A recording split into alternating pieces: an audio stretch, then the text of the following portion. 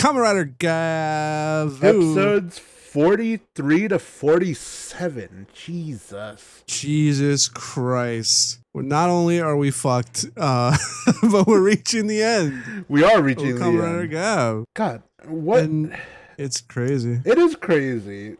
2 worlds, 1 family. Yeah, kinda. Kind of. I mean, yeah. It I guess. starts off with Shoma wanting to meet with his uncle. He's gonna meet up with Masaru after talking things out with Hanto. Or at least he wants to see Hanto talk with Masaru, right? I think we start with Boca. Oh, don't we? Like, yeah, that's at true. the very beginning. Nyelv is talking with Boca de Beppo.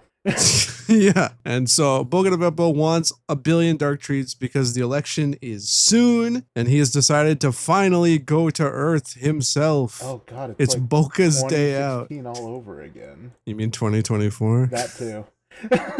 Oh, Boca's day out. So you were right. Long ago, you said, like, I wonder what his human form will be. And I'll be like, I don't think he'll get one. You were right. He gets one. Okay. I will say it's a little weird because it does not fit. It does not fit at all. But on top of that, like, everybody who has a human form, like, you could tell they're the ones talking, right? But with Boca, it's definitely a voiceover. Yeah, 100%. Like, they've casted the monster voice, and then they cast this actor like off LA Casting or whatever to like walk around, and then they ADR'd him completely with the actual Boca voice. Like, it's okay. Maybe they were trying to go for it being unsettling, but I highly doubt that's the case, but it is very unsettling. Yeah, he's also like young. Like, they picked like a young guy. Yeah. I don't know. It's fine. It literally is like, yeah, it is weird, but as far as I can tell, it's just this one episode. Like, the human form never comes back in the next episode. I don't think Boca is going to be around. So, whatever. Oh, God. Yeah. Just this episode, you see Boca de Beppo in his human form. Just touring around Japan. Arm in arm with his daughter, who looks slightly younger than him. Only slightly. Then you're right. Then it's about Shoma and the Unk. Yeah. So... Shoma and the Unk. Why? Yeah. Well, the uncle comes to Happy Pare. He does come to Happy Pare. Right. Is this because he calls Hanto, right? He calls Hanto, yeah. Hanto's like, yeah, I'll call you later. We'll meet up. So Hanto takes him to Happy Pare. Oh my God. Wait, no, sorry. Oh. Then we get a scene with Hanto and Shoma. Yeah, at the very before beginning. that, where Hanto's like apologizing about researching Shoma without his consent, which is fucking not ethically journalistic, I'll say. Absolutely not. No, but it's his boyfriend. He wants to know if he has cancer, like, you know, that genetics test or whatever. Yeah, so, he's running a fucking 21andMe. Yeah, he's thinking about their future children. 21? Is it not 20? 21 chromosomes? 23andMe. Listen. All right, you got me. You got me. I'm an idiot. You got me. I only have 21 chromosomes. God damn. Yeah. So he's apologizing. And then he gets the call from Unk, and he's like, I want to meet up. And so then he invites him to Happy Pare. Yep. He gets the lowdown about how that shit works and Shoma being there, whatever. Right. And then he freaks out. Freaks the hell out. Because he's like, these monsters, these granites are eating humans. Yeah, they're kidnapping people and eating them. Did that happen to my sister? Do you know? Honestly, valid crash out. If you're looking for a missing family member for over 20 years, and the only thought that you have is that they were eaten by a creature. Yeah. Like that. Yeah, that's so bad. That's awful. That's so bad. It's worse because, like, there's, not to make it too real, but there's people out there who don't know, you know, what happened to family members. Like, they got killed or whatever. 100%. They just disappeared, right? Yeah. And then imagine, like, you now revealed to the world is the fact that extra-dimensional beings kidnap humans to eat them. Ooh. Immediately, you're like, wait, was my sister, like, just murdered, or was she fucking eaten by aliens? That's such an insane thought. My God. It's horrific. Oh. So, yeah, I mean, he's crashing out. It's understandable, you know? Yeah. And he's, like, grabbing Hanto. He's like, do you know, like, was she eaten? Like, how can I tell? And Hanto is just like, you know, at this moment, I have no further information. I'm sorry. Yeah. And so Uncle leaves. No, there is a moment where Shoma feels so bad he's about to say something, and then his Gochizos knock over the glass. Everybody gets like stunned, and Shoma's like, "Oh, my bad, I wasn't gonna say anything." Even though he should. You should. Honestly, 100%. Masaru does deserve to know this information, at least in my opinion. I get where they're coming from, though, but at the same time, kind of fucked that they're not giving him this info. We will get another scene about that later, but before that, this is where we actually get to see Twink Boca. And Boca is insane, but yes. Yeah, he's walking around with Lizelle. He's like, look, they make buildings out of our food. How silly. He does also know that he didn't know they were so advanced. Like, he thought that we were still in the Dark Ages, like cavemen, even. Yeah. I don't know what his concept of Earth was, I guess. That's true. I mean, judging by the way he kind of like treats their human forms when he sees them, I think he just kind of sees them as just like lower life forms, right? Like actually seeing them as apes. Oh, well, that's, yeah. I mean, that's that's Frieza. That's like every alien ever, right? You know, excellent point. Yes, you're right. But so he decides like, well, I want to bring back an Earth rock as a sample for all my wealthy donors. So I'll just blow up these buildings. I'm going to take a piece. Boom. Yeah. Bam, Kamehamehas, like 3 buildings. And Lakia just happens to be there. I thought about this. Okay, so like obviously it's a television show, like people have to run into each other to like advance the plot, right? But I feel like until you've been to Tokyo, you don't know how hard it actually is to find people there when you're trying to meet up. Oh, absolutely. It can be really hard to find people. There's so many people everywhere, and it's huge. But in Tokusatsu, if you only knew Tokyo from Tokusatsu, you'd be like, oh, you're just running into people all over the place. Yeah, there are only 5 locations, and they appear in every show you've ever seen. Oh, and there's like one rock quarry outside of Tokyo that everybody gets to. Of course. Yeah. That's where all the fights are. But it's like, what is he doing there? He's just walking around. He's just chilling. Yeah. He's not even like, doesn't have like a shopping bag. He's not like looking for a building. He's just walking the opposite way. And he's like, oh, Boca. Listen, he grew up in a world without technology. He doesn't know how to just stay indoors and doom scroll on his phone. He's got to walk outside. He's got to pass the time. We get a little bit more of Granite World in the last episode we're going to talk about today. And it looks like a shithole. It does. So very much a 1%er's world. Very much a one guy's world. You know what? You're right. You're absolutely right. So Lakia sees that. He sees Lizelle and he puts together that that's human Boca. And he tries to intervene and he gets jumped by the Secret Service. And this is like my favorite part of, honestly, just like thinking about it for a while. Like every time you see someone henshin, they never get interrupted. Like there's no stopping them the moment they get that driver on. But this time, no henshin for you. He gets his ass handed to him by the butler minions. Yeah, I wrote Secret Service kills Lakia. That was my note. I mean, they're kicking him on the ground. Like, they're beating the shit out of him. Yeah, they're taking him out, bro. Like the fucking guy who threw the shoe at George Bush. Yeah, that's exactly what happened to that guy. But Boca's just kind of watching. He's like, man, it's kind of like, he's kind of a piece of shit. And Lizelle's like, oh yeah, they're weak in this form. Yeah, he's like, wow, these are the guys that have been stopping you? Like, what the fuck? And she's like, no, I swear they get way stronger, Dad, okay? I swear they're more fun to play with. They're my toys. Yeah, I swear to God. And he's like, these little fucks can beat Jeev? And she's like, no, Dad, like, I swear. And she does mention, and there are two more like him. He's like, oh, I look forward to seeing these assholes. Like, yeah, it's like they can't be worse than this one.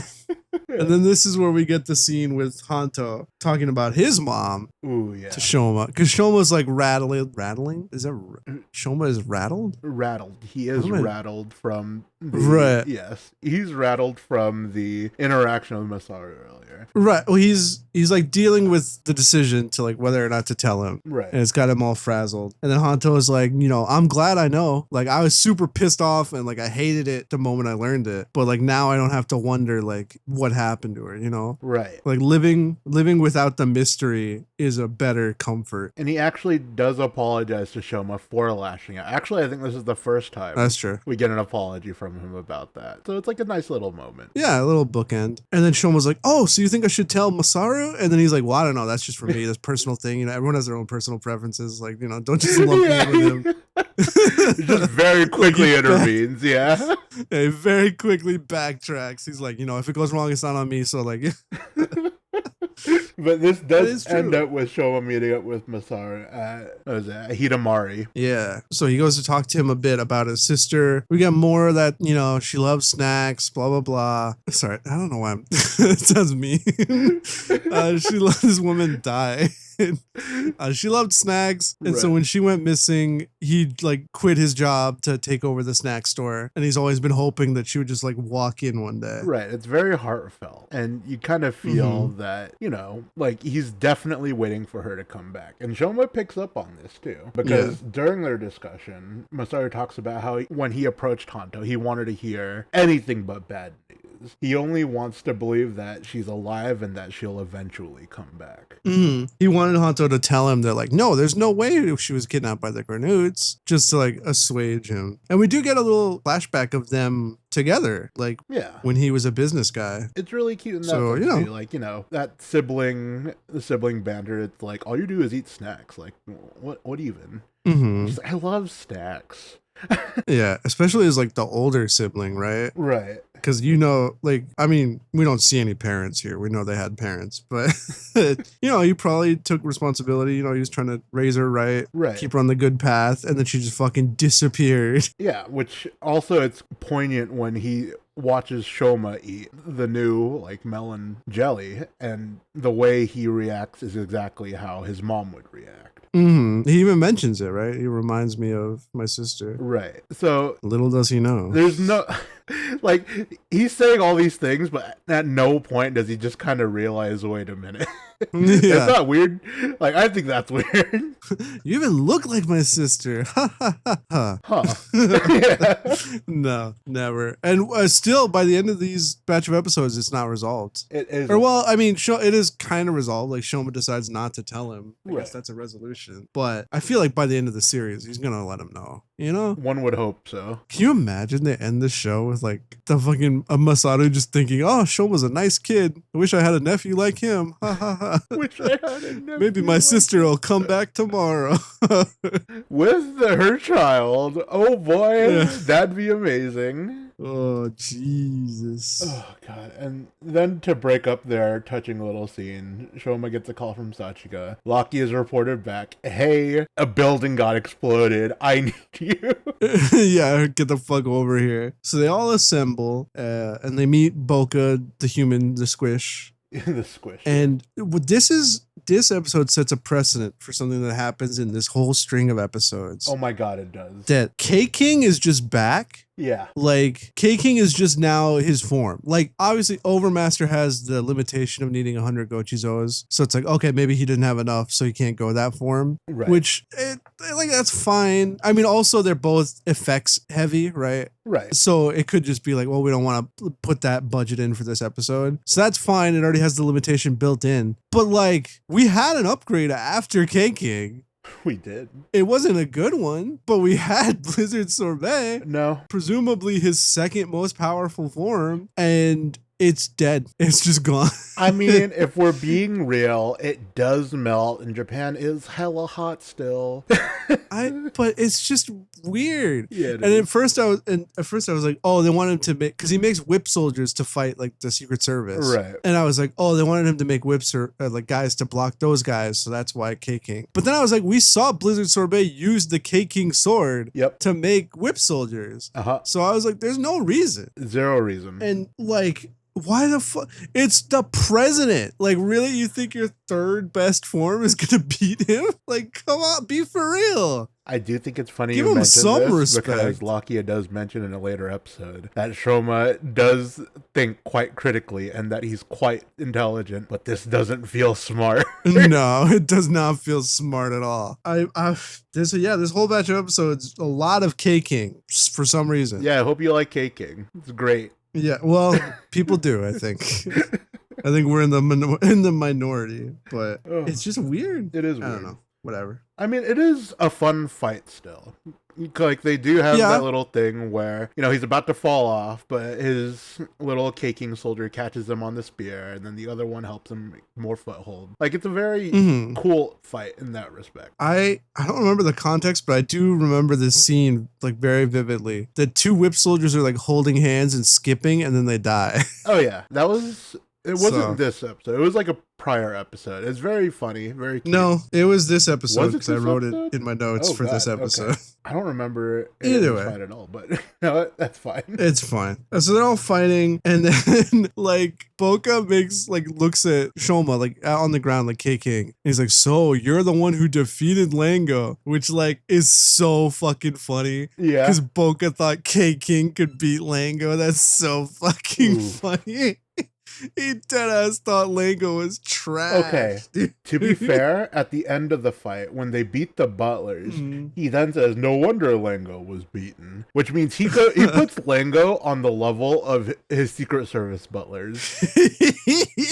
Crazy work. Yeah, Boca has no respect for anybody at all. Which, I mean, like, judging from what we see these next few episodes, valid. Like, he's OP. I get it.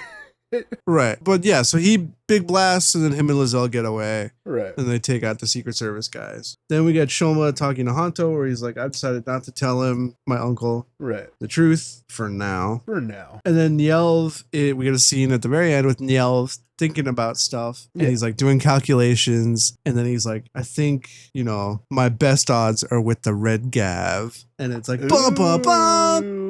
Ba ba ba ba ba bum, ba ba ba dum dum dum dum. And then we get to the next episode.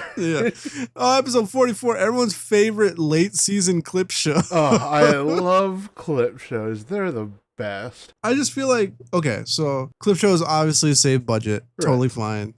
This season especially is going to 50, right? It's still going to 50. So it's like, extra episodes means, gotta spread the budget out. I'm totally fine with a clip show. Like, sure, it's disappointing on the week when you're like, all right, finally time to watch the next episode, and it's a clip show.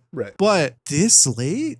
Like, this late? It's so late. I mean, okay, what they go over in the clip episode does kind of break things down in what we'll call a digestible manner. Like, all the different aspects of, like, Shoma's little forms that he's never going to use again. And we do kind of get an idea as to, like, what the hierarchy is for Granutes and, like, how they do part-time work. So you get a kind of a window into that, which is interesting, but also, like, why this late? It's so late. And part of me wonders, like, if the clip show had come after, like, the time skip. Like, remember when they did that weird time skip and we were like, whoa, what the heck? So, like, it, like, beat Suga, boom, clip show, next episode time skip. Yeah, that would have actually been that would have pacing. felt. Yeah. But a part of me wonders, like, maybe this was not planned. Like, they're reaching the end and they're like, holy shit, like, we got to do a clip show because we don't have budget. No. So they're like, okay, just slot it in here. What happened was the movie was coming out this week. They're like, they don't want to be bombarded with narrative while watching the movie. So they just let the clip show air for this week and let the movie do its thing. Oh my god, we didn't even mention it, the Gojuju part that we saw the summer movie. Yes, we did see the summer movies. Yeah, we were in Japan. We went to the Toho cinema in Shibuya and we watched the summer movies. Yeah. I don't think I have anything to say about it. They weren't awful. They were just fun little vignettes, we'll call them, right? Yeah, I mean, if you've been following like tokusatsu shows, the summer movie's always just like non-canon bullshitter. Yeah, but it's just a little fun episode kind of. The issue is that with movies like this, Kamen Rider tends to reference, like, at least in previous series that I've seen, they'll reference what happens in the movies at some point. It happened, like, I think I mentioned this to you directly, but when I was watching Boom Boonjer, the last few episodes of Boom Boonjer directly references what happens in their movie. Oh, that's true. I guess sometimes they're more canon than others. Right. In which case you do have to watch them. Yeah, you do have to watch them. In this case, probably not. Probably like 0%. Unless No, because they didn't even do anything with red. Like Tegasword becomes red. Yeah. That's the only thing that really happened in the Gojuger one. And then in the show, he got like a power up right after, so it doesn't really matter. Right. And then for Gavv, like he got a new form, but it all happened in an alternate world. So yeah, so he got isekai'd. God, it was not great. He got isekai'd. He met Towley. Yeah, he met Towley. They got high. Yeah, he got some kind of like gingerbread house form. Right. I think that's what it was based on. Right. But I mean, like looking at the actual show, like I did get spoiled. Like I know he has a new form, and it's not the fucking gingerbread house, so I don't think it's gonna matter that much. Yeah, it likely won't. Maybe they'll get like a little scene at the end where it's like, I miss Taurine, or I wonder what Otherworld Sachika's doing right now with her PTSD and being all alone. That's true. Low key, they could have had 2 Sachikas. Oh, God, they if really he brought dropped the Otherworld ball there. Sachika to our world. It would have been the best universe. Like, why are we in this timeline? We could have had a timeline with 2 Sachikas for the rest of the show, and it would have been amazing. I mean, she wouldn't think about how hard it would be. Like, she wouldn't have social security. She wouldn't have a social security number. But they can get twice the amount of work done. That's true. She could fire Shoma. She could fire Shoma. Happy Potted just run by the twins. Whoa, the Sachika twin. Oh, God, that'd be the best. Okay, we've been talking about it being a clip show. We didn't even... Okay, so it starts with the first boy ever. The first boy who ever dug Shoma out of the beach. Yeah, the first human we meet in this show. Lil Hajime-kun. Lil Hajime-kun. I don't know. It's neat, I guess, to bring him back now. I really I was hoping that he would be a bigger part of the show because he's good. He's really good in that first episode. He is. And Shoma's like, peace. And then we don't see him till now. Yeah. For a big chunk, I was just waiting for him to like come to Happy Pata and like join the main, the Gavv gang. Yeah, he could have been the Kobe of Gavv. No. Yeah. The Kobe. More like Scrappy, dude. Hey. But yeah, he's here and he's across the street from Shoma, so they meet up and he's gone through puberty. His voice has dropped like crazy. He has. Like, it's almost an entire year has gone by. Almost. He apologizes for how shitty his mom was when she called Shoma a monster. And actually, she does come in later in the episode and does apologize to Shoma. It's another I don't remember that. Dude, am I misremembering? I vaguely remember this. I don't remember that. Am I making shit up? I have to be. Maybe. I'm a creative writer. I can't help it. Dude, that's more than creative writing. That's actually fucking dementia.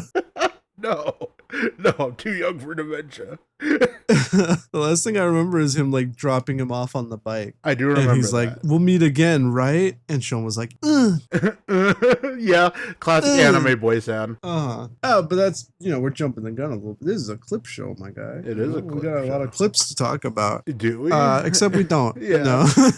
Nyelva and Hanto have like a little, we'll call it a sparring match. They don't really do much. It's a little bit of like them jabbing at each other. Yeah, Hanto sees Nyelva walking around. They get into a scuffle. It's just something to both pad out the episode and also give you something, I guess, for watching it. Yeah. We get the Stomach Inc. training video, like that SpongeBob episode. Yeah, it's kind of cute. Yeah, we learn about the intricacies of Stomach Inc. a little bit. Shoma's dad, is he ever going to matter? At this point, I think it's too late, but you never know. I mean... Oh, wait. No, you do know. Yeah, you do know. I forgot.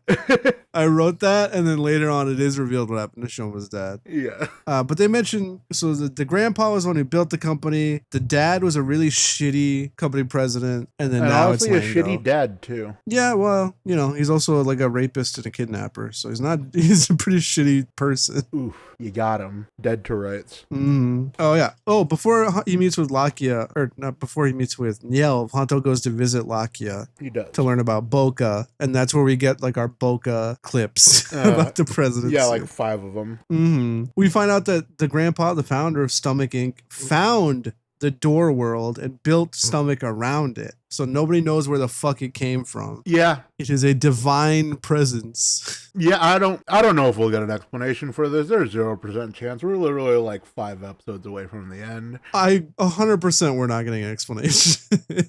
Like, why does it exist? Why do all the doors only lead between 2 worlds? Ooh, what if it gets explained in Zets? That'd be crazy. Like, what? You're saying all of Gavv is like a dream? That'd be insane. But it's not like, okay, so in prior Kamen Rider series, they have had little connecting threads between each series. Like, there'll be a company that comes back constantly, and their name escapes me, but they've developed technology for like all of the human-based Kamen Rider, like secondary riders, over like multiple different seasons, and it ties them all together like weirdly, because none of them overlap with each other, but they exist. They're there. Like, they help develop things for the metals in Oz. They develop technology in Kabuto. God, why can't I remember the name of this goddamn company? It's been so long since I thought about this. But Kamen Rider does regularly have little aspects of each of the shows very thinly connect them to like other seasons. So I wouldn't be surprised if the Door World does come back in some shape or form in like either a later series or even just in Zets. I don't know. It could be. Personally, I think I lean more towards like it was just an idea that the writer was working on, and then they were like, oh, well, kind of forgot about it, and I don't really know what to do with it. So it just gets explained away in the clip show. That's fine. That's perfect. Like, you know, they were like, well, we got to have some way to link the 2 worlds. And they were like, oh, this is a cool concept. Oh, I don't really have time to do anything with it. So I just want to have faith. Could be, could not be. Yeah, well, I mean, it's hard, right? Because every season is like a different writer. I don't know how much like the next writer wants to be burdened by things left hanging because they're completely different, you know? That's true, but there are also some writers that just love past series, so they could also just lean on that. But who knows? Who knows? I mean, I forgot his name, but the next guy is the one who wrote like Gavv, right? Not Gavv, Geats. Yeah, Geats. Yeah, it's he did 01, Geats, and then one other one, but I don't remember. I don't know. I don't look too deeply into these things because I am a free spirit. Even though I do research into the most random shit, like the fucking Granute writing system, I still can't believe I fucking did that. God. I don't know why you calling yourself a free spirit made me fucking laugh. But yeah, that's the fucking clip episode. There isn't really much else to touch on. Yeah, it's the clip. Oh, no, there's one more thing. We get Sheeta and Glada giving their clips from the grave. I hated that, by the way. They're like on a floor of white feathers. They're not going to heaven. Oh, absolutely not. But yeah, they're on the floor. They're talking about, you know, how they messed up, talking about how much they love their brothers. You know, I'll just say this, a little sexist. Only the sisters of the Stomach family stay dead. Like, I mean, if we're being fair, like, Jeeb is the most attractive of the 3. You know, you're not wrong. I mean, Honto's actor certainly seems to think that. You've seen the TikTok that I sent you. I did see the TikTok you sent. Oh god. But yeah, so Shoma's dad sucked, and then we get a scene of him presumably getting poisoned by Lango. That's at least what it implies. Right. And then Lango's like, I'm gonna run the company now. So yeah, that's basically everything for 44 for the clip show. Yeah. I was not thrilled. No. Like, when I saw it on the plane, I just kind of sighed. Oh yeah, you watched these on the plane. I did watch it. Right. Did you actually like watch through the whole thing on the plane? I did. What else am I gonna do for 11 hours? I don't know. I don't know. Anyway, 45, a real episode. Yeah, Nyelv comes to the shop. He's like, "Hey, buddy, Shoma, my brother." Oh, right. At the end of the clip show as well, we see Nyelv like following a Gochizo. Right. So like it was, yeah. So then this opens. The Gochizo led him right to Happy Pare, and seeing like Nyelv walk around Happy Pare is crazy. A little bit. It just feels wrong. It's extremely unsettling. Like, one of these things is not like the others. One of these things is a mad scientist murderer person. True. That murdered another mad scientist. Oh, God. The murder doesn't stop. Yeah, and, well, Nyelv certainly doesn't stop because he's here to ask Shoma to take over Stomach Inc. I'm the brains. You're the brawn. We'll be unstoppable. This is crazy. It is crazy. And Shoma is just kind of like, he's actually thinking about it, taking it in, wondering what the hell. Not just because, hey, I get to be president. That's pretty cool. Like, Niall propositions it that, like, you know, you come over, you take over stomach, you kill the president, we cut off the worlds, we stop doing dark treats. Like, you doing this could make all that happen. Right. So he's more convinced by, like, the end of human suffering than becoming president. Very true. And he even provides Nyelv with the condition, like, hey, I'll do this, but you've got to bring all the presses that you have back here to the human world. And Nyelv's like, oh, that's all? That's all? Nyelv is like, got it, baby. That's like nothing. Anything for you, brother. It's, you know, how genuine do you think Nyelv is here? Do you think he would have stopped everything? Okay, let's think about it like this. He does say, like, in their conversation, everything I've done for the sake of the stomach family, or like for our family. Like, I wanted to see our family succeed just as much as Longo did. And just thinking about that, it's kind of like, okay, everybody in this family has done things for the sake of the family. And it's a very consistent theme. I can't see why it would change with Nyelv. I just think he's been so, like, slimy. Maybe, like, part of me didn't want him to actually believe it. Like, maybe part of me, you know, there's part of me still holding on for, like, Lango final boss. Or not, like, fucking, I keep saying Lango. Nyelv final boss, you know? Yeah, and, that's fair. Definitely not the case after these episodes. Oh, God, I was so mad. But even then... Yeah. To be honest, like, as soon as we saw his Granute form, I should have known that he wasn't going to be the final villain. Like, he just doesn't look impressive enough. Yeah, you know? He definitely just looks like a grunt Granute. Like, it's plain and simple. Yeah, so, I mean, yeah, he's here to use Shoma's power for his own gain, because he's like, there's no way I can beat the president. Jeeb fucking sucks. Yeah. Shoma's thinking it over, and we jump back to Hanto, who's bringing Lakia rocks. Oh, yeah, in the clip show, he mentioned, like, he'll bring him rocks next time. Yeah. And he's bringing him aquarium rocks. It's kind of funny. Yeah. It's Sachika's like, how do you know he likes those? And Hanto's just like, it's rocks. He's just being casually racist, but, you know, that's fine. And she's like, oh, isn't he like fucking fucked up? And Hanto's like, yeah, he's fucked up. So Sachika's like, well, I'll visit too. Yeah, like she's very gung-ho. They're on their way. Then we jump back to Nyelv and Shoma, where Nyelv lays out this long yarn that I don't know if I fully believe or if I'm expected to fully believe, but he's like, I've been betting on you since your mom died. Honestly, it's absolutely insane. He does in fact claim that he's the reason Shoma was able to escape. Right, and we get a little scene. I don't know if we've ever seen this before, right? We started with him running through like the halls. So he's like chained to his room after his mom got mulched, and suddenly the door opens, and suddenly there's no guards. And he runs away, and it was a Nyelv minion there, and he's like, sir, he has escaped. And then Nyelv presumably wanted that to happen. Ha ha he he. Ha ha he he. Again, like, how he knew Shoma would get powerful, like, who knows? Like, he could have easily done this and let Shoma escape to the Earth world, and then, like, Shoma just fucks off. Like, he doesn't do anything, you know? Right. I'm not sure. Maybe he just put his faith in, like, Dente's engineering that the red Gavv would do something. And he's like, because he's half human, maybe he needs human stimuli. I think I have a hot take on this. Okay. Maybe this is Nyelv showing that he cares for his family, but he's just trying to, like, hide his caring with, like, oh yeah, I've always, like, you're my horse. Like, I bet on you since day one. There's 0% chance that's actually true. At least I think. Right. This is Nyelv showing that he cares without actually saying that he cares.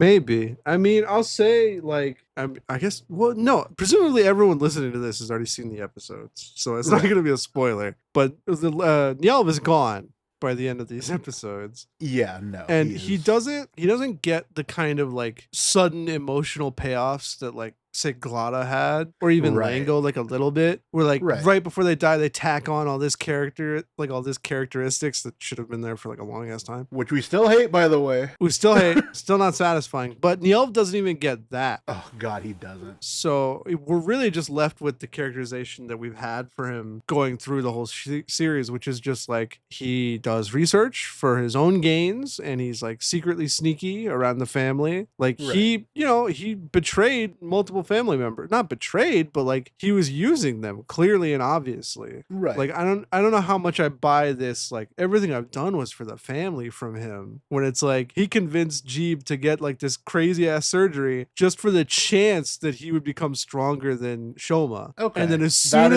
as he had data where he's like, oh, he's not as strong as Shoma, he just flipped. Like, what was his plan? Like, okay, they set up the plan to kill the president, and Nielv's distracting Lizelle and Jeeb. What happens after Shoma took out the president? You know, does Jeeb just get to live back at Stomach Inc? I don't think so. Probably not under not. Nielv, because No. again, Jeeb betrayed the Stomach family first by marrying Lizelle and all this shit. Very true. To be fair, they were trying to marry him off. That's true. Well, yeah. But yeah, I don't buy Nielv as like the family first. And we do get, I guess I'll jump ahead a little bit. I don't remember if this is this episode or next episode. We get a scene of him with the grandfather where like he's following him and he falls down and the grandpa's like, you're weak like your poor mother. You should learn from Glada and Lango and be strong. Yeah, that was definitely next episode, but that is exactly what happens. Nielv's got trauma associated with the family. I think he has like an inferiority complex. And it's not so much about making sure the family succeeds, but more that he is the leader of Stomach and Stomach is succeeding. Can confirm that as a little brother that was insulted a lot, I too have an inferiority complex. So right there with you, y'all. So yeah, I don't buy the whole, you know, I put my faith in you and all this, I love the family shit. I think this is Nielv being Nielv. Like, he looked at his odds and he's like, what's the best way to win? Use this guy. Use that guy. Use this. Use that, you know? Yeah, no, that's fair. Okay, you've convinced me. Nielv's a shitter. So yeah, then he tells him about unlinking the worlds, and he's like, you help me take over Granute World, and then I'll help you protect Earth. And they shake on it. Oh yeah, and then this is when Shoma asks for the press. Yeah. And then later on we get like, I think it's towards the end of the episode, or is it the next episode? It's this episode. Yeah, the end of the episode. Yeah, they get like a knock on the door and they open up and there's boxes full of people. Yeah, honestly, and the boxes are fucking huge. They're huge. There was like thousands of people. Like that is that entire stadium, likely, and then some. Oh yeah, and the airplane and all that shit. Right. Yeah, so jumping back to Hanto and Sachika, they go to Lakia's Suga's house. Yeah, and then they catch Lakia testing out the antidote that Dente made, yeah. And of course, while he's doing that, he's naked. Uh-oh, no healing form. Yeah, this is Sachika's first time seeing her act, that real jellyfish that lies underneath. Okay, I will say, beautiful Kirame silver.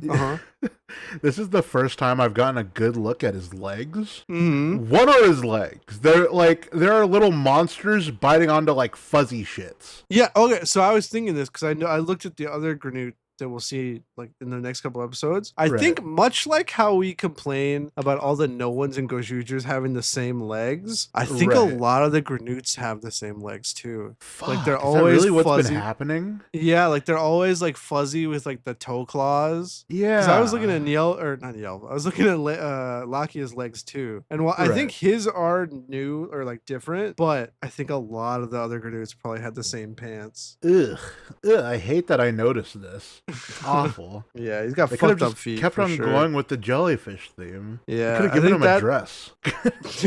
He could have been a girl. But I think his feet more than anything freak Sachika out. Yeah, that checks out. Because she's just kind of stunned looking at. Well, she's stunned for a little bit. She's like, "Oh no, I've seen this before." And Han's like, "Huh? When?" Yeah. And then they reveal like she saw him on the beach when he poisoned everyone to stop them from drowning.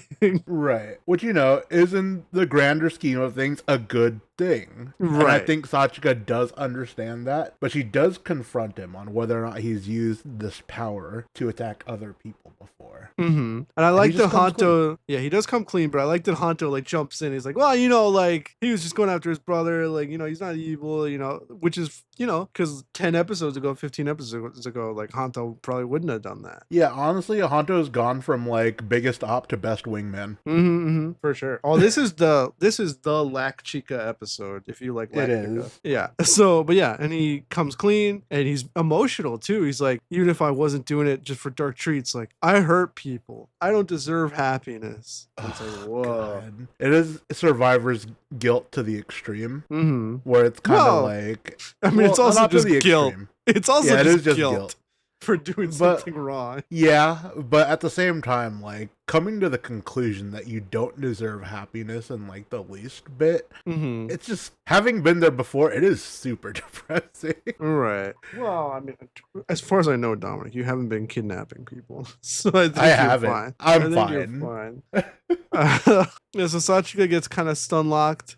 She really just doesn't know what to do. Yeah, she like freezes so she just up. kind of dips. She just bolts out of there. We get Hanto chasing after her. They have a little like heart to heart, talking about how Sachika's she's clashing with her beliefs again, where she kind of realizes, oh, my thought process is super shallow. I just believe everybody should be happy. But Loki has actively taken steps to take away other people's happiness. And so she's kind of like wrestling with those conflicting thoughts of everybody should be happy, but should the guy that takes away other people's happiness be happy? True. And she doesn't quite know how to face it. No. And we've always talked about how we want more Sachika. And again, it is kind of more, but it is based around like another male character. So it's like, is that more Sachika? Like, I don't know. Yeah.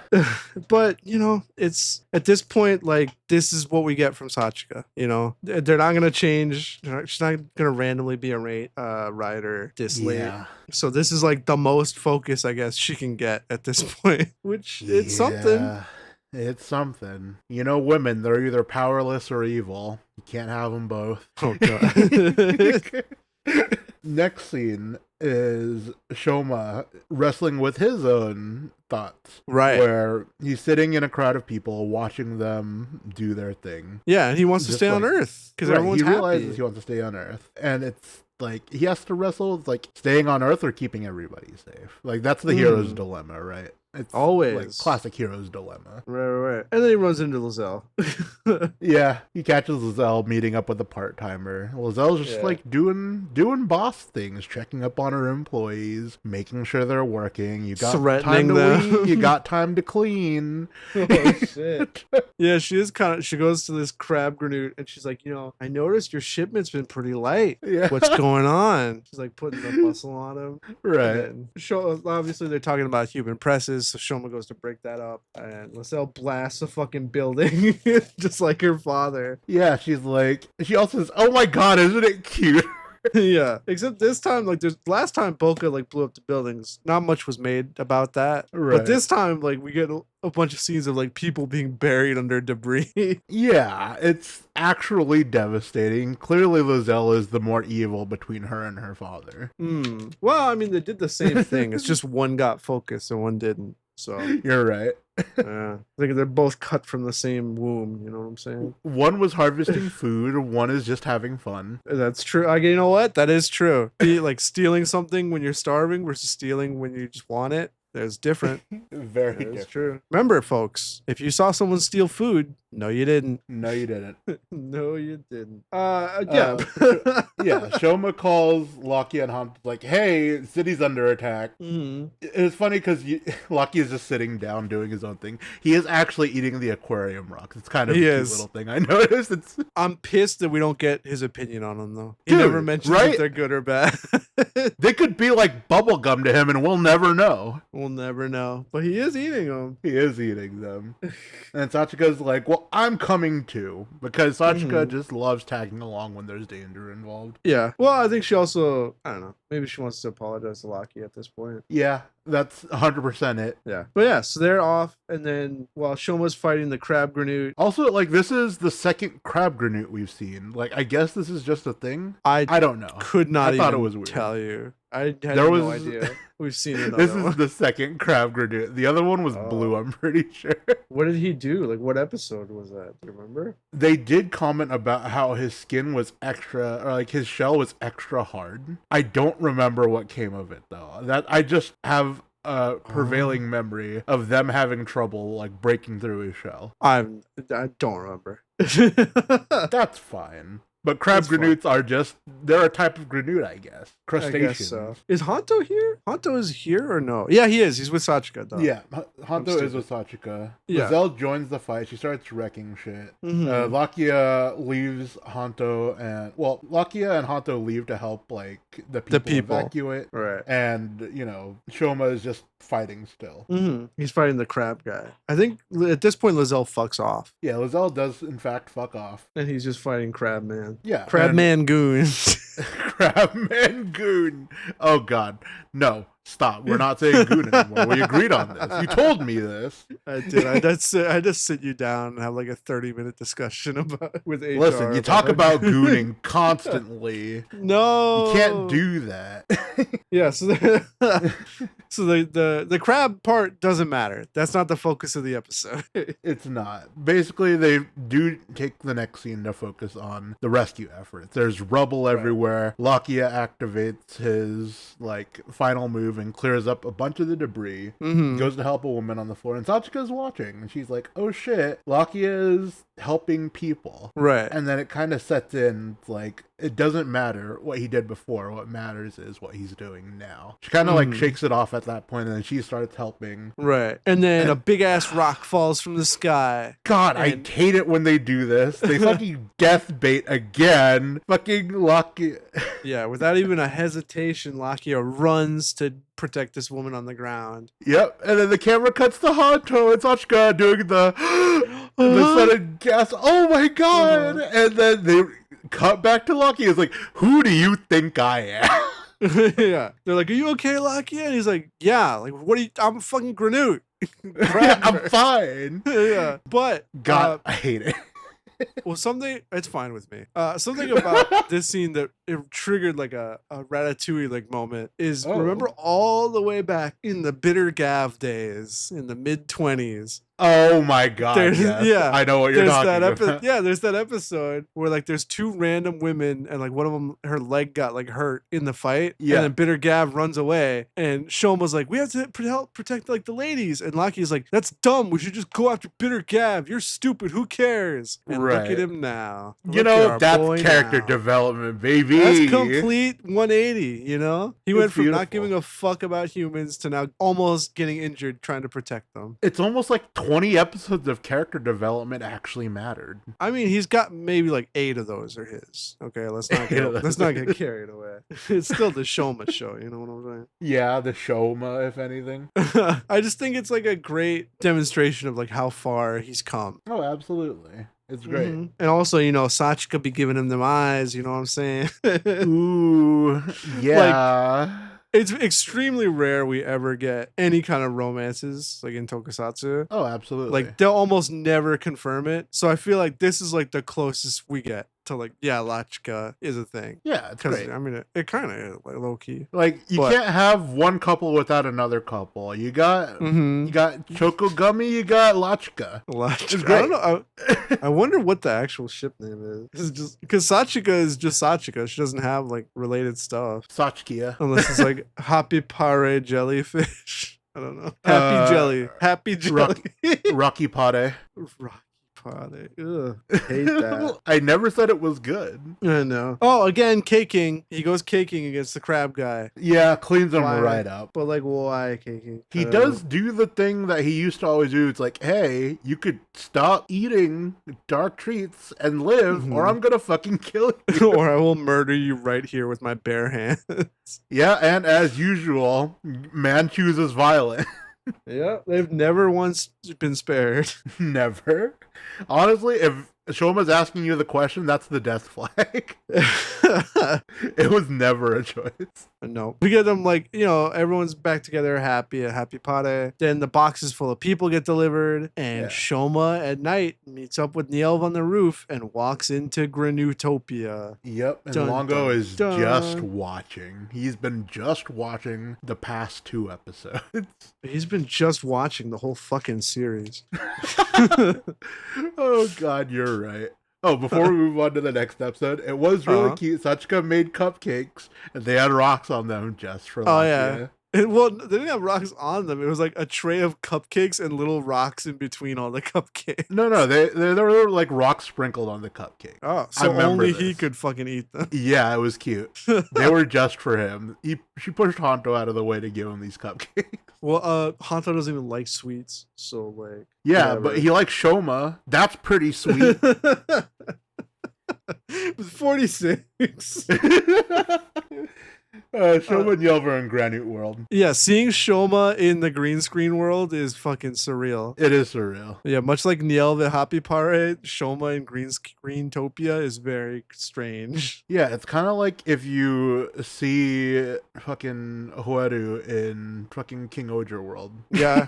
Oh, and that might happen. Or like even just seeing the Dawn brothers on the King Oger backdrop. Oh yeah, it's cursed. And that's why Shoma should never step on another green screen set again. Well, at the end of this episode, we'll see.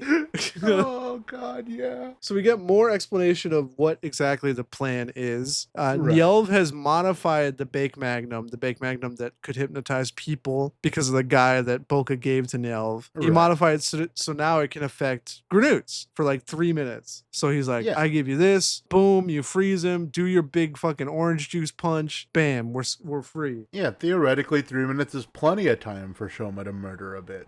Theoretically. We go back to Happy Pare. Sachika woke up to a Dear John letter. That is what it is. Fuck. Yeah, and she's pissed. She's like, he did this again. This motherfucker. He does call Sachika his savior and his hero in the note, though, which is really sweet. It is. And then Honto's like, I'm gonna drag him back. Yeah, they're all super fucking angry. Yeah, so they're all gonna go out and look for the fucking doors because that's the only way they can get in. It is the only way they can get in. We see Shoma re-enter his childhood bedroom, his his torture chamber. Yeah, with his mom, and we get another flashback of them eating. This is like a recent flashback though, because Shoma's like Shoma, it's not like a kid. And he's like, one day we'll go to the human world and eat all the gummies together, Mom. And she's like, ha ha ha, gummy. And then, but she's dead. And honestly, another death flag. Shoma just should not talk to people anymore. Shoma's killing them. Oh, what I noticed, what the fuck were Granoots feeding them? Like, I was looking at their plates while they're eating. So, you know what vibes it gave me? What? You know that scene in Hook where... No. Have you seen Hook? I've seen Hook like once. Okay, so there's a scene in Hook, right? Where all the Lost Boys, they're all gathered around the dinner table. And it's just like... Obviously, the plates are empty because they have imagination. That's what they run on. Robin Williams can't see shit. But all the kids see are like these colorful piles of gobbledygook. Just like unidentifiable frosting piles. Ew. That's exactly the vibe this gave me, but like a lot more gray. No, there were some like weird blues in there. To me, it looked like they were eating the spaghetti from Elf. Hey. When he puts the fucking chocolate sauce and all that random ass shit on the spaghetti and then eats it. I'm about to make that right now. Go right ahead. You can vomit as much as you want. I don't own you. I'll make a video. You're going to edit it into this episode. I'm not putting fucking vomit porn in the middle of the episode.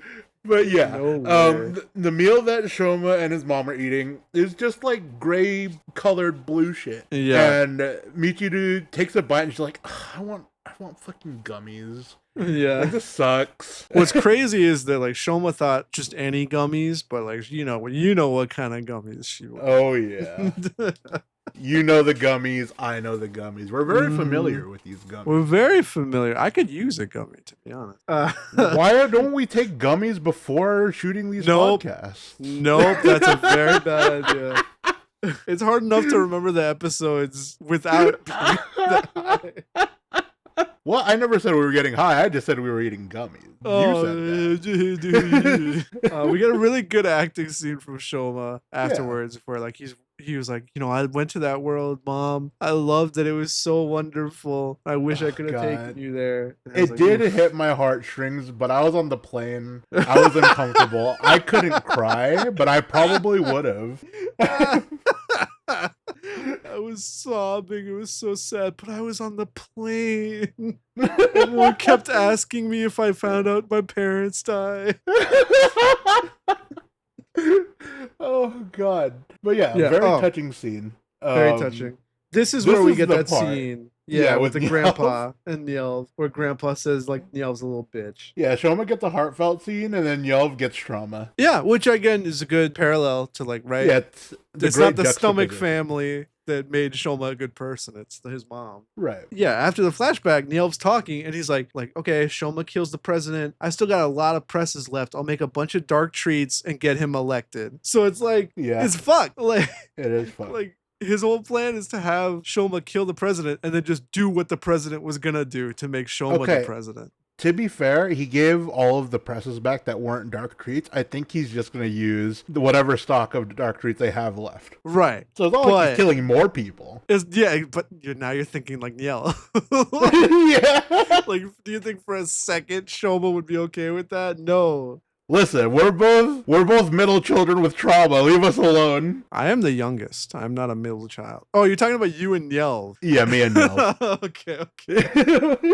Okay. Oh God! Wait, Yelv is a middle child. Holy shit! That puts things into perspective. All right, sorry. That's had a brain blast moment there. Okay, so just the order goes: Lango oldest, then Glada, then Yelv, or Yelv then Glada. It's Glada, then Yelv, and then the twins. And then the twins. So Yelv is, by that definition, a middle child. The middle child. Wow.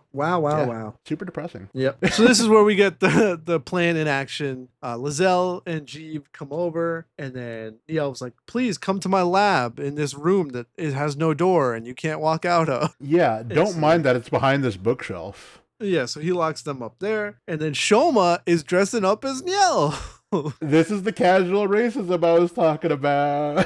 How is it racist? So Shoma dresses up like Niel. If he goes to meet up with Boca can't even fucking tell that it's not Niel. Okay. To be honest, it's pretty convincing. Yeah, like outside of the hair, I was like, wow, they actually do kind of look alike. Yeah, Shoma's actor does a spot-on impression of Nilva as well. Like, it's kind of crazy. Yeah, it works. But yeah, you're right. Boca doesn't even notice that it's Shoma and not Niel.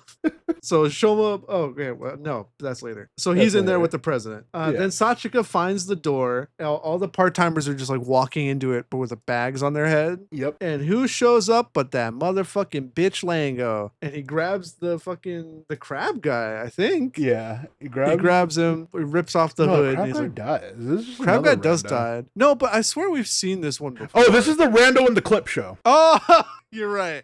Yeah. So the clip show did matter for this moment. That's why. I was like, he looks familiar. Okay. And he's like, Lango's like, what are you guys doing? And he's like, Niel ordered all part-timers to return. I don't know what's going on. I'm just a little part-timer. And then Lango's like, well, I'm just going to kill you. Yeah. He just fucking kills him. Well, Sachika's there and she's like hiding behind a pillar. But then Lango hears her gasp and she walks out. And they get into a fight about being the boss of a company. Yeah, honestly, it's kind of endearing. Like Sachika's like, hey, you're treating your workers like shit. Like you're a CEO. You should know better. And Lango's like, I'm the CEO. I don't give a fuck about any of my employees. So like, what do you know about running a fucking company? Yeah. And Sachika's like, I'm the fucking boss of my own bitch. Shit, you fucking asshole. She's like getting up in his face. She's got like a broom. It's very funny. Yeah. And then Hanto and fucking Lakia show up and they freak out. Shit. Yeah, like, oh my god, get away from him. Holy shit. And they're like, do you know who that is? And she's like, I know that bitch Lango's stomach. And she walks back up to him again. Like, they're treating her like a child that's found like a poisonous snake on the floor. They're like, no. Can I pet that now? Yeah, exactly. It's like Longo's a bear. It's like, can I pet that dog? Can I pet that dog? This has honestly proved to me why Sachika couldn't be a writer. She's too powerful. Zero fear. Powerful. Yeah, if Sachika had Kamen Rider powers, like the whole Stomach family would have been killed day one, except for Shoma. Except for Shoma. Yeah. Mm-hmm. Oh, So, God. yeah, they pull her off of him, and he's like, huh. So I heard like Shoma's like doing whatever Nelv tells him, huh? That's crazy. Yeah. And then he goes to open the door, put his little haha giggle stamp on it. He opens it wide and then turns around and is like, well, if Neil's plan works out, it's better for me anyway. Yeah. And he walks and off. then he just fucking pieces out. Yeah, so I just want to point out this is yet another scene of Lango doing fucking nothing. Oh, like dude, I was going to with point Lango. that out too. Just like, like okay. every scene with fucking If we're Lango. being real, he's a CEO in the sense that everybody's literally doing the work for him. Yeah. He's literally just doing nothing. And he's been around, like, since he quote-unquote died. Like, he's been skulking around the human world for almost 10 episodes now. And he's done fucking nothing. He does nothing. He does nothing. He did nothing as CEO. He's doing nothing as fucking on it. Oh, shit. We're getting this rant a second time. Let's go. He has no plans. He has no plans. Why even survive? Why keep him alive? He's just on the streets wearing a fucking burlap sack waiting for someone else to fucking fix his whole life. I fucking hate Lango. And I've seen the preview fucking next episode. I've been spoiled. I know where we're going with this shit now. And to be honest, I don't know which is worse. To have Boca just come in and be the final villain when he has no attachment to the Shoma, or to have this fucking lazy bitch come and take the final villain spot right at the end. Oh, God. Every fucking episode I'm gonna harp on this shit. Gavv is so close to being one of the best Kamen Riders, and it's just dragged down by how fucking stupid the villains are. Just how boring and worthless they are. Oh, yeah. Fuck It's Link. great. He I wants live me for to this do rant. shit. This is like the best part of this podcast. Listening you just like go off on this. It just makes me so angry. Okay. So Shoma is in the president's chamber. He's going to enact the thing, and he pulls out the big magnum, presumably hypnotizes Boca, who freezes. He's like, all right, now it's time. Then he tries to put it in the Gochi pod, but oh no! It's like, sup? Yeah, I Boca's bet like, you thought. yeah. Boca's like, you think I didn't make myself immune to the hypnosis guy I gave you, Nielv-kun? Like, honestly, that is like the big scheming bad guy move, right? Yeah. Like, that's the thing we expected from Longo. That's the thing we expect from Nielv. From Nielv, that's true. Yeah. I think the thing, as we'll see next episode, they kind of do try and set up Boca being like this schemer, like intelligent guy. Right. I don't know if I fully buy it, because again, like that's it. Like the only time we ever see it is in these two instances, like with Nielv. Yeah, and then we see the preview for the next episode, and I get mad again. Yeah. And I mean, his whole, again, much like fucking Lango, his whole plan has basically been like, have this guy do everything for me. Yeah. So just throwing in there that he's smart enough to outsmart Nielv is like, okay, like I guess. Yeah, no, I don't buy it. Fucking Boca de Beppo. He's got too much spaghetti in that brain. Again, it's just like we're setting up the finals, and it's like, would you prefer Boca or Lango? And I'm picking the bullet, man. Like, it's literally like a rock and a hard place. Like they're both trash for different reasons. Yeah, if you were stuck in a room with Lango and Hitler and you had a gun with 2 bullets in the chamber, you'd shoot Lango twice, huh? No. Well, would bullets kill Lango? Do I have that confirmed? Yeah. Okay. No, just one of each. One of each. Don't fucking don't paint me with that. Don't paint me with that. You know what? Fine. I'm sorry for insulting you. Jesus Christ. Jesus Christo. We get a little fight scene. Boca gets pissed. He's kind of like, he summons his secret service. The butlers are fucking everywhere. Yeah, they're everywhere. And at this point, he still thinks it's really Niel. Yep, he does think it's Niel. It isn't until Shoma finally goes Overmaster that he's like, oh, you were the red guy. My bad. All humans look the exact fucking same. Yeah. So Overmaster, he's zipping around, zoop zap zipping. There's a cool part where he's standing on knives in midair, like that's how fast he is. Yeah, it's like time stops. It's like the classic Flash time shit. It's pretty cool. Yeah. I love It's Flash cool. Time. He's zipping around. He tries to do some big punches, but he tries to do a big punch, and then Boka's like, Yeah. "Sit, boy," and then he He gets sits into the Inuyasha. ground. Yeah, and he's like, "What was that?" And there's a character in Kuroko no Basket whose basketball power is to make people fall in their ass in front of him. Okay, that's not his power. It's just how he uses his power. But sure, we'll call it that. Are you talking about Boka, or are you talking about the guy in Kuroko? I'm talking about the guy in Kuroko. He's a lot cooler than just making people sit. He's not cooler than the other 4 guys they had to run through to get to him. Fair point. He That's was so 100% disappointing. True. Like Boka. Right now. Boka. No, Boka's impressing right now, I guess. Okay, fair point. Shit out of Shoma. Yeah, like they get to the point where Shoma cleans up all the butler boys, and it's just Boka left, and Shoma just fucking books it because he realizes, well, I can't beat this guy. Yeah, and guess what? Kind of. Boka's chasing him. Yeah, Boka's chasing him. Like, Shoma ends up outside of the castle in a forest, and Boka just fucking slams down. well, before that, like, they're fighting in the building, then they get like blown out, and they're fighting like outside the building, and that's when Hanto and Lakia, we didn't even mention, Hanto and Lakia go into the door after Lango They leaves. And Lakia obviously just goes full Granute, so he's like disguised. It's a big trek because they're like, quick, they go to Door World, they're like, find a door that leads to the company, and then they get to the company, and Lakia's like, okay, we gotta get outside, and Hanto's like, where? And Lakia's like, somewhere.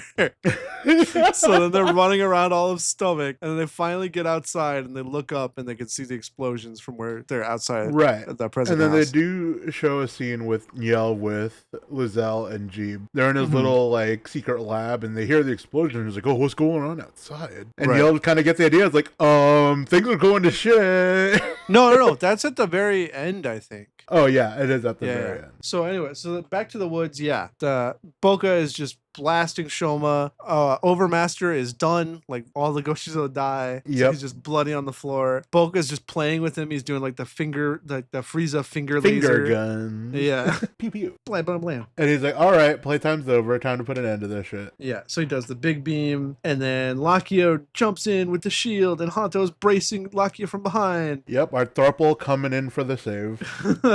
And so they're like, okay, we'll save you. Like, we gotta get out of here. And this is something I noticed. They have Hanto carry Shoma on his shoulder, right? Obviously. But if you look at Frappe's shoulders, they're really fucking sharp and pointy. Yeah, no, Shoma's in a lot of pain right now. Yeah, that could not have been a comfortable ride. Or alternatively thinking, it actually is just ice cream, and it's soft and cold, and it feels nice. Oh. Well, I don't like that because it brings up the point that you could possibly eat off of Hanto's shoulder. Like, you could just eat his armor. Who's to say that Shoma doesn't do that? Oh God, would you take a big bite out of popping Gummy's chest? If it's just Gummy. Okay, to be fair, you could rip it off his chest. I would do that first. No. You have to eat from the titty. Would you do it? No, I don't want you to describe it like that. Would you walk up to Shoma and eat his titty? I would not walk up to Shoma and eat his titty. But I would go up to Hanto and get a big lick out of his shoulder. Oh, I would go to Hanto and Base Valley and break off a square. You know what I'm saying? The more we talk about this, the more inclined I am to take a bite of that Shoma. I told you! Shit. He got me dead to rights. You would, dude. 9 out of 10 doctors recommend this Shoma titty. Oh, God, do they? I don't know. Yeah, 9 out of 10 doctors recommend it, but 1 out of 10 dentists don't. Or 9 out of 10 dentists don't. No, just one dentist. So they're running away. The Boka is like disinterested. Well, he's got other fish to fry, so he sends the Secret Service after him. They're blasting, and that's all the explosions that they hear when in Nelv's room before the president walks in. Yeah, he's like, "Oh hey, buddy." He's we like, got hey, some Nelv. things to talk about. Hey, Nelv, you free for a one-on-one? And Nelv's got like this, I'm fucked face. Yeah, Nelv is fucked. The fact that he doesn't die right here is crazy. He doesn't want to do it in front of his sweet daughter. He doesn't want to conduct business in front of his daughter. She loves murder. She does love murder. So they pull Shoma through, and he's still being obstinate despite like being on death's door. Where he's like, I have to go back. I gotta kill him. I gotta kill him. I gotta free the human world. And Sachika like fucking headbutts. It's like, listen, I'm your fucking boss. You're not going back there. I'm literally your mom. Yeah, she's literally his mom. Yeah, she like thumps him. She's like, you said you wouldn't leave without saying anything again. And then you did it. And he's like, oh, fuck, like I did do that. And yeah. The self-realization. And she's like, if you went back there and you lived in fucking Granute shithole and you took over and you became president, would you be happy at all? Yeah. And then he breaks down. He's like, no, I want to stay. I want to stay here forever. Like, it's a sweet moment. And obviously, Hanto and Lakia both like chime in with their own little like, we like you things. Yeah. And yeah, so that's where we're at after this. Nyelv is fucked. Shoma's weaker than Boka, and he wants to stay in the human world. I think this is nice setups for towards the end of the series, right? We know what Shoma's ultimate goal is. We know where he wants to be. Everyone's on the same page in terms of protecting humans now. Yeah. The only thing we don't know is who we're going to end with the series' big bad. I know, and I don't want to know. Oh, God. Okay, I guess we do know as of this next episode. Yeah, I've been spoiled already. Oh, but, well, let's get into it. They're back at 47. Yep.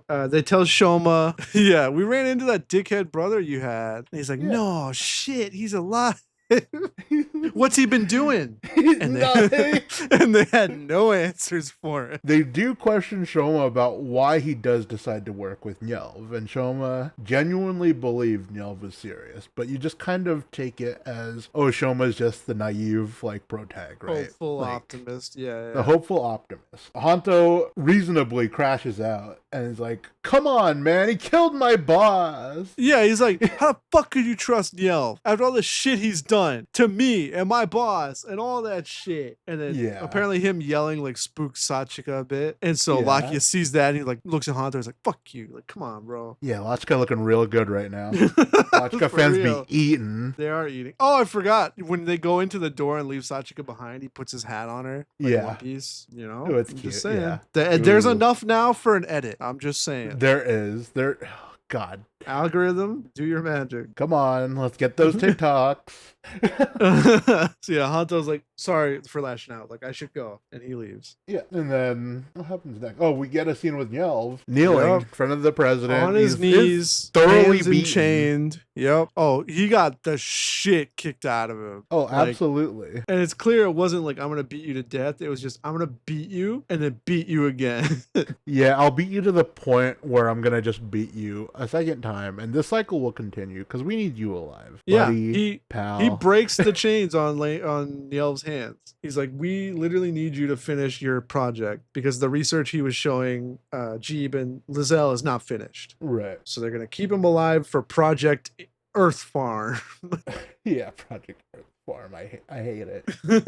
This is when we get Jeeb's little crash out. Yeah, he confronts Nyelv. Mm-hmm. Jeeb's like, hey, listen, you installed this into me. I thought I was the trump card, but you picked that little shitter Shoma instead? Like, what the fuck? What's the point? What was the point of me? Well, he gets it. He's like, you really like did this to me. And then as soon as you had your data to see I wasn't as strong as him, you just flipped. Yeah. Which is not, it's got to be an awful feeling. Yeah, like just the classic Nyelv using people, right? Like you were talking about. Mm-hmm. And G was just another stepping stone, and nobody likes being a stepping stone. It's true. He just has to deal with the fact that he's been useless the entire time. His whole life. Immediately in the next scene, he's kind of dealing with it, and Lizelle's there. Mm-hmm. Like they're at the family table, and he's like, you know, what's the point of me? Like, I'm useless. And Lizelle does her thing where she's like, listen, there's still room to grow. Like, you'll get stronger. I believe in you. Mm-hmm. And he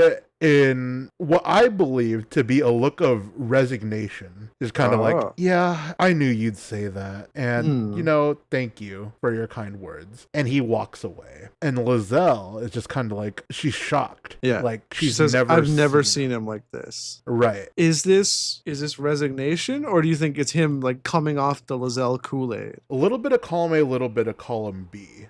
Lizelle, I believe, is reacting like this because her high is watching Jeeb struggle, right? Right. Like, that's where she gets, that's the whole dynamic of their relationship. Jeeb struggles, she pushes him to keep on going so that he can continue to struggle. But just him having that look on his face and just like giving up, at least to me, Lizelle's like, oh, this isn't fun anymore. Like, I've lost like my favorite toy. I can't believe fucking Jeeb is gonna be the last stomach. Oh, I guess technically not. Lango's alive. Lango's alive. Yeah, Lango's alive. But man, that is a thought. I didn't even think about that till you said those words and they entered my ears. It's just crazy that he outlasted fucking Yelv and Glada. Oh man. I guess it pays to be the weakest, huh? Because when you're the weakest, nobody gives a shit about you. Yeah, all you have to do is go out and find yourself a strong wife. Strong woman. Yeah. Strong woman will put you on anything. Oh, God. Yeah, so we get that scene implicating something going on with them, their relationship. And then we see the Nielv plan activate. Black Gochizo are released all over Tokyo. And they're spraying like the gasified Lakia juice. Yeah. Although it might be modified because it does weird shit. Like his just made everyone instantly happy, but like the gas like freezes everyone in place and then makes them like weirdly happy. I think that's actually an effect of like, you know how the Baked Magnum, when they get shot with it, they kind of freeze up? Like blue shockwave is like from the Baked Magnum activating its hypnosis on them, and the gas is what makes them happy. So it's like a combination of the two. Right. Because we do see the Baked Magnum has been rebuilt. Lizelle has it, and she is using it to bring all the happy people to a specific place. Like they made an assembly line basically to make human presses. Like you get in line, walk upstairs, get pressed. Next one steps. Honestly, pretty effective.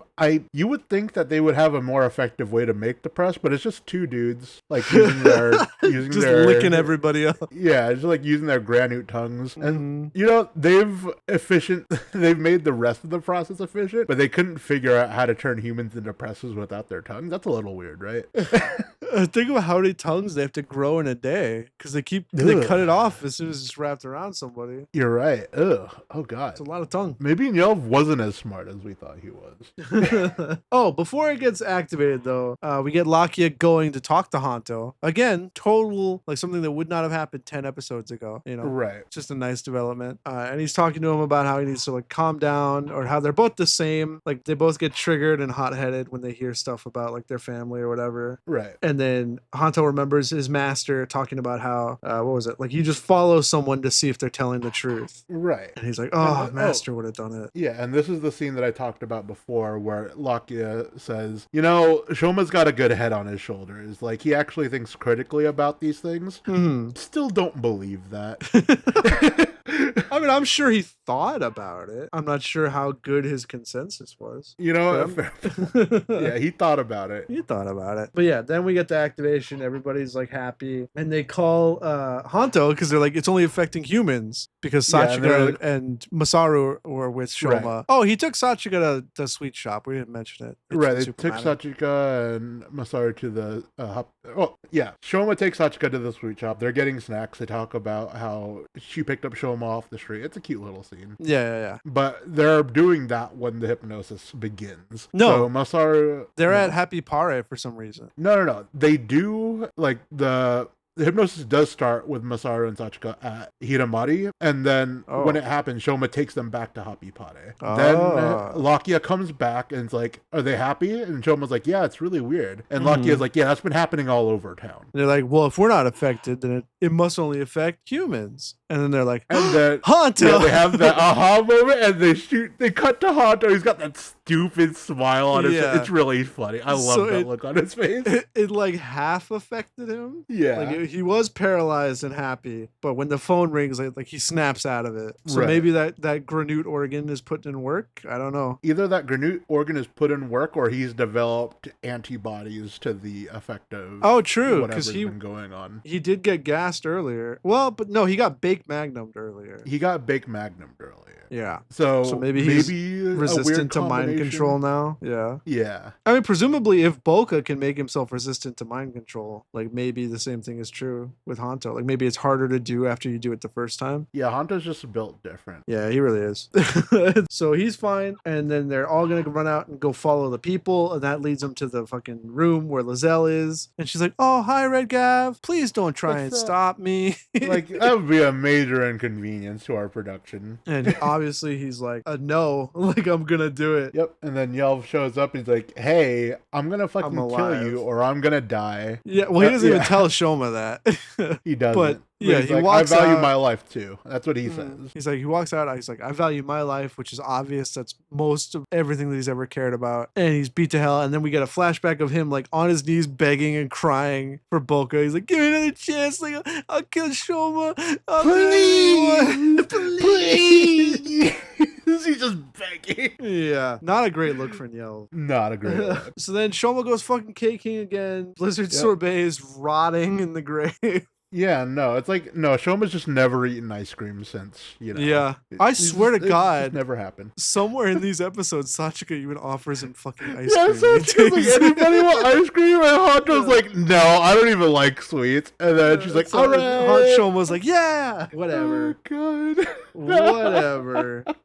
King propaganda. Right. And then it's Shoma and Hanto versus Nyelv. We get a little scene where before Shoma goes off to like figure out what's going on, Lakia was supposed to be watching Masaru and Sachika. Happy Pare has a back door that we never knew existed. Yeah. Now. And they ran the fuck out. And so they're running down the street. And he's like, well, this is the only thing I can think of to stop them. So he turns them into presses. It's crazy. It is crazy. Human pressification to protect people. It's crazy. You know what? That's character development all the same. Yeah, Then I mean, Jeep shows up. Yeah, then Jeep shows up. And he's like, by the way, all humans belong to me. Well, first of all, he's like, isn't it great? Like, there's no people on this street anymore. Ugh. But then he sees that happen. He's like, by the way, all humans belong to me. Now hand them over. And Lucky's like, literally, no. Yeah, I'll pass. Yeah, so they both henshin and start to fight. Shoma and Hanto are still fighting Nyelv. Boca shows up. He's like, oh, hey, you guys are fighting. That's cool. Mm-hmm. And Nyelv's like, oh, I'm glad you're here. Yeah, Neil was like, now, to activate my true secret plan, I made all of these little Gochizo into terrorists. They would explode. But like, and he pulls out his little controller. Yeah, he has a controller to trigger it. But like, they're not there. Right. You know, like they're like littered all over the town. Yeah, they're just littered all over the city. So I don't really understand like what the explosions were supposed to do. My only assumption is that these explosions were supposed to be enough to level the city and Boca with it. Right. But then Yelv would have died. Yeah. I mean, if he's going to die anyways. Oh, okay. Well, it's just because earlier he's like, I value my life. Yeah, no. He would be the suicide bombing type. But yeah, I mean, I guess like. Little do you know. Yeah. Immediately. Everyone he has a grudge against is there, right? Right. And if he's already on like I'm about to get killed if I don't do this, then maybe. I don't know. Like it's his last resort deal, right? Yeah. Like if I'm going down, you're all coming with me. True. Except Boca did the fucking light to L thing. I knew that you knew that I knew that you're a little bitch. So somehow Boca got rid of all the explosives in all these billions of Gochizo. Yeah, he had his top scientist. His top scientist was Nyelv. Yeah, he got his second best scientist to work overnight. He says this. Yeah. I got like my best scientist working overnight to undo the stupid coding you did. And then also somehow he implanted an explosive inside Nyelv without Nyelv knowing. I think it was just in the controller. That would trigger the same frequency of the controller. I don't know. Right. It was bullshit. Yeah, so Nyelv tries to blow up Boca, clicks the button, and Nyelv blows up. That's the end of Nyelv. I hate this. Yeah. It's a real fall from grace from someone that I thought at one point was going to be the final villain, you know? Taking out like a chump. Honestly, it was the worst way for anybody in this series to go. And you expect more out of like the smart guy. You expect him to get a big hurrah. Like everybody got a big hurrah. Even fucking Jita's death mattered more than Yelv's. Yeah. And like we said earlier, like Glada got like a bunch of characterization that kind of recontextualized some stuff right before she died. Right. And Yelv just doesn't get anything. Yelv just dies. He just dies. They don't even get a moment to like process what's going on before Boka's like, all right, well, time to get rid of you guys. Yeah. Yeah, literally. It ends right after this. Like Yelv blows up. Boka's like, well, guess it's time to finish up here. And that's it. And then it ends. Yep. And then we get the preview, which I hate. I don't know. Do you know about the new form? Have you seen it at all? I mean, it was in the few frames that we got in the preview. It's like burning Gavv or some shit, right? Like flaming Gavv. Flaming gay. So I'm sure we'll get into it like next episode. So I guess I don't want to spend too much time on it. But like, okay, so now Is it Overmaster. Not just Orange Overmaster? No, it's a different Gochizo. Oh my god. Okay. So Overmaster, I guess, is no longer the final form. Everyone redo your final form tier list. Overmaster is not there. I don't know. From did what I I've seen, see this coming? Did I say that I didn't feel like this felt like a final form? You did say that you were like, this doesn't feel like a final form. This is probably like his super form. And then we get a final form. And I was like, I don't know. This is blah, blah, blah. And I was wrong and you're right. But from what I've seen online of this final form, it's a kit bash suit. Like, the undersuit is from Gaze, from Geats. Right. Like the arms are from some form from 01. The legs are from something else. And then just the helmet's from Overmaster. I guess I'll just wait to see it. I'm not gonna fall into the leak hole. Yeah. I'm not sure how I feel about it because we haven't watched the episode. But I'll just say like something about like the final form being a kit bash form just feels not right. That's true. Like if you think of final forms, you get you get Build Genius. Like it looks completely unique. You get oh god, like Geats 9, Kiwami Arms, Geats 9, Kiwami Arms. Like, those are all worthy of the final form moniker. They look like a final form. They feel like a final form. Two of them are literally gods among men. Yeah, I think one thing about this final form is that he is red, which does tie into like him being called Red Gavv like the whole season.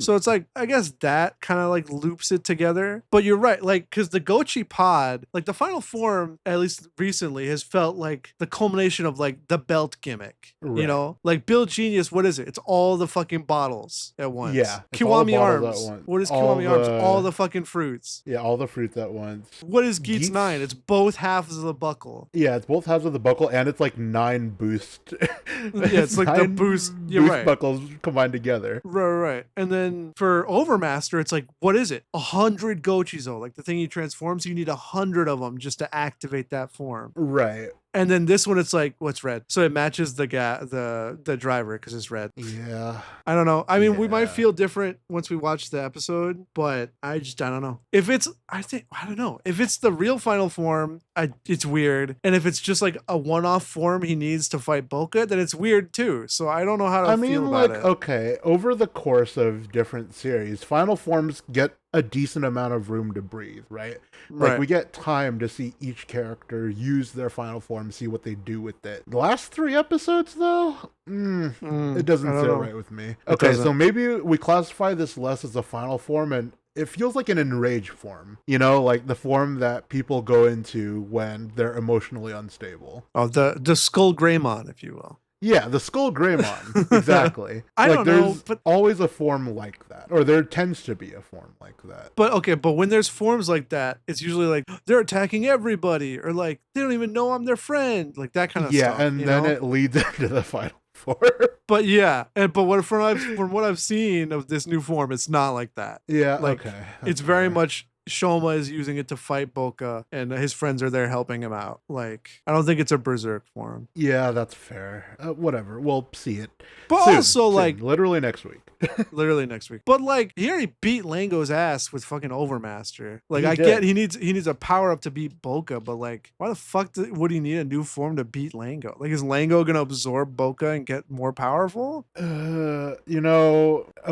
So here's what I think. Uh-huh. Lengo is not going to be the final boss. He's going to What? see what happens, and he's going to change his ways. Or at least, at the very least, we've seen like a lot of nothing from him. Yes. Yeah. But also like a lot of waiting. Let's call it waiting from him. Kind of waiting to see what goes on, waiting to see what happens before he makes a move. And it's kind of like, okay, maybe he's thought things out, maybe he's changed. But this is me with all of the optimism in my heart, giving him the biggest benefit of the doubt. Yeah, I don't know. Hopefully, like, you know, if it's not gonna be Boca, like Boca's getting binted next episode.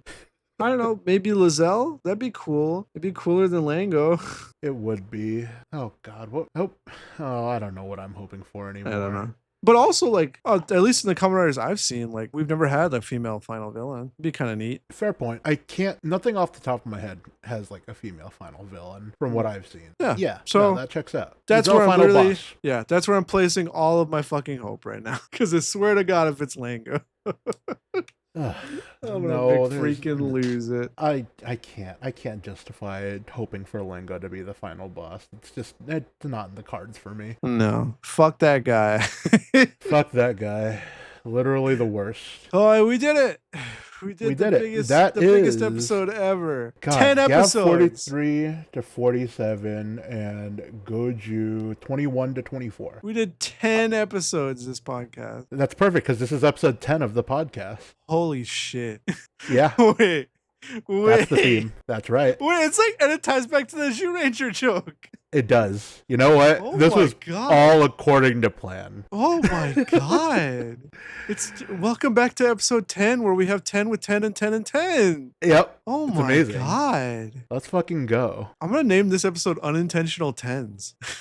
Unintentional tens? Oh! Fuck. I'm ending it on that. Yeah. So be sure to keep up with us as we get towards the end of Gavv and break through the middle of Gojuger. Yep. You do the outro, I think. And remember, we're just two guys talking tokusatsu. We'll catch you in the next one.